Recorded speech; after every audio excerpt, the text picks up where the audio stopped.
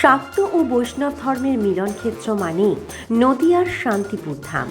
এই শান্তিপুরে কতই না ইতিহাস লুকিয়ে রয়েছে, যার এক এবং অন্যতম নাম জড়িয়ে রয়েছে রাস উৎসব অর্থাৎ রাসলীলা। জানা যায় শান্তিপুরের প্রথম রাস উৎসবের সূচনা হয়েছিল অদ্বৈত আচার্যের বংশধর বড় গোস্বামীর বাড়ি থেকে। বড় গোস্বামী বাড়ির মূল প্রতিষ্ঠাতা মথুরেশ গোস্বামী এই রাস উৎসবের সূচনা করেছিলেন। তারপরেই বড় গোস্বামী বাড়ির একাধিক বংশধরদের বাড়িতে শুরু হয় রাসলীলা অর্থাৎ রাস উৎসব। আজ থেকে প্রায় 400 বছর আগে বিগ্রহ ঠাকুর রাধারমণ চুরি হয়ে যায়। এরপর দেবী কাত্যায়নী ব্রত করে সেই রাধারমণকে ফিরে পায়। কথিত রয়েছে রাধারমণ একা থাকার কারণে রাধিকাকে প্রতিষ্ঠিত করে যুগল ঘটনা হয়েছিল। এরপর বিবাহের রীতি মেনে শুরু হয় রাসলীলা। তবে বিয়ের অনুষ্ঠানের মতোই মহবত সানাই বাজিয়ে ইষ্টদেবতা রাধারমণ জিউকে তোলা হয় রাসমঞ্চে। এরপর 3 দিন ধরে চলে রাসলীলা, যাকে এক কথায় বলা হয় ভাঙা রাস। জানা যায় শান্তিপুরের বড় গোস্বামী বাড়ি ও বিজয়কৃষ্ণ গোস্বামীর বাড়ি সহ আরও 22টি গোস্বামী বাড়িতে সাড়ম্বরে পালিত হয় রাসলীলা। প্রত্যেকটি গোস্বামী বাড়ি রাস উৎসবের 3 দিন আলোকমালায় সজ্জিত হয়ে থাকে। বাংলার বিভিন্ন প্রান্ত থেকে হাজারো হাজারো ভক্তবৃন্দ ছুটে আসেন গোস্বামী বাড়ি সহ অন্যান্য গোস্বামী বাড়িগুলির রাস উৎসব দেখতে। প্রত্যেকটি বিগ্রহ অষ্টধাতু দিয়ে তৈরি এবং সোনার অলঙ্কারে সুসজ্জিত। বড় গোস্বামী বাড়ির রাধারমণ জিউ কয়েক শতাব্দীর।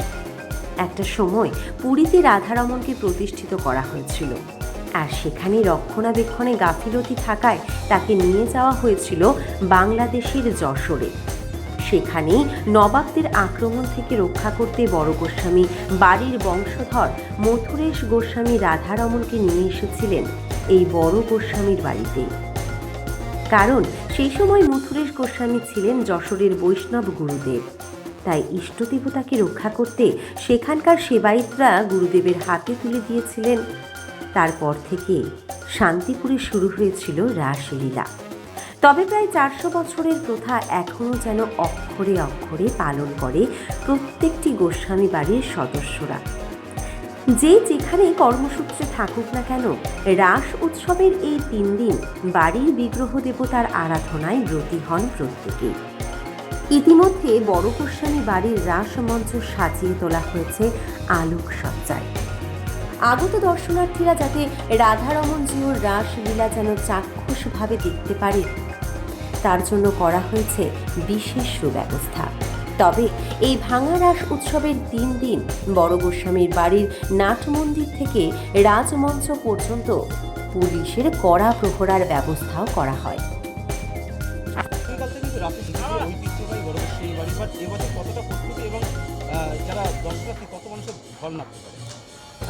এবছর রাসের একটা বিশেষ আনন্দের ব্যাপার হচ্ছে, এবছর রাস শুক্র শনি রবি। আমরা এক্সপেক্ট করছি অন্যান্য বারের তুলনায় 2 গুণ বা 3 গুণ মানুষ আসবে। সংখ্যাটা হাতে গুনে বলা খুবই কঠিন। এইটা একটা বিশাল বড় আমাদের কাছে চ্যালেঞ্জও বটে, কেননা আমাদের গোস্বামী বাড়িগুলোর ক্ষেত্রে আমরা তো প্রচুর সংখ্যক সাধারণ মানুষকে নিয়ে যেতে পারি না, আমাদের বাড়ির সেবায়েতরা মিলে রাস্তাকে মেনটেন করেন। সেই দিক দিয়ে আমাদের বিষয়ে এটা আমরা চেষ্টা করব যতটা সম্ভব সুশৃঙ্খলভাবে মানুষকে তাদের ব্যবস্থা করে দেওয়া যায়, থাকার ব্যবস্থা করে দেওয়া যায়। আর আশা করছি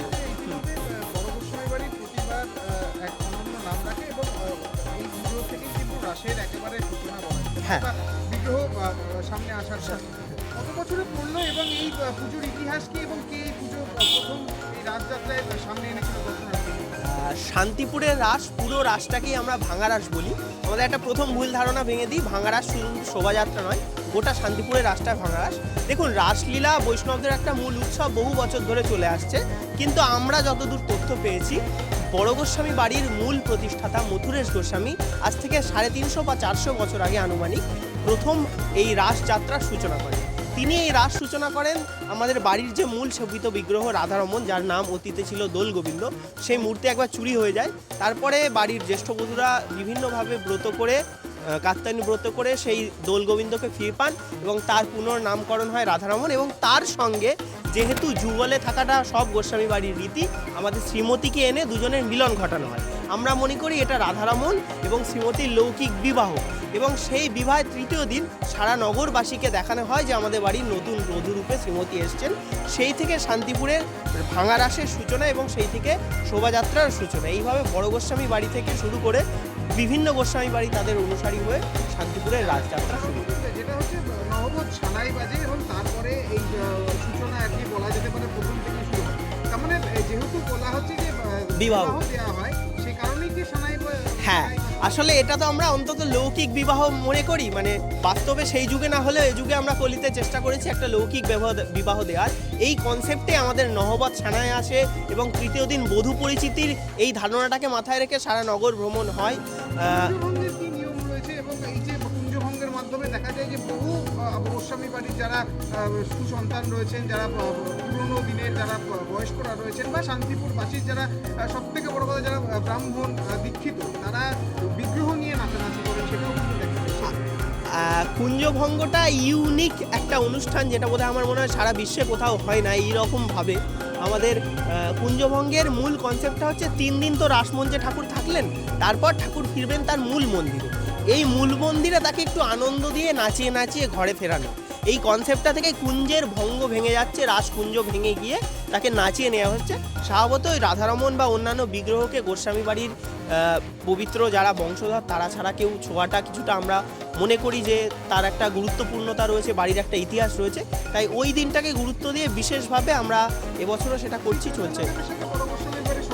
শ্রী চৈতন্যদেবের সাথে এটাই সম্পর্ক। অদ্বৈত হচ্ছে শ্রী চৈতন্যদেবের অন্যতম মন্ত্র শিক্ষা, এই মন্ত্র বলবো না, এক ধরনের স্পিরিচুয়াল আধ্যাত্মিক গুরু এবং পঞ্চতত্ত্বের একজন।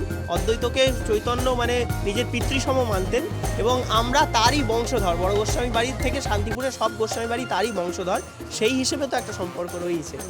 আমার নাম অদ্রিক গোস্বামী, বড় গোস্বামী বাড়ির আমি 13তম বংশধর অদ্বৈত।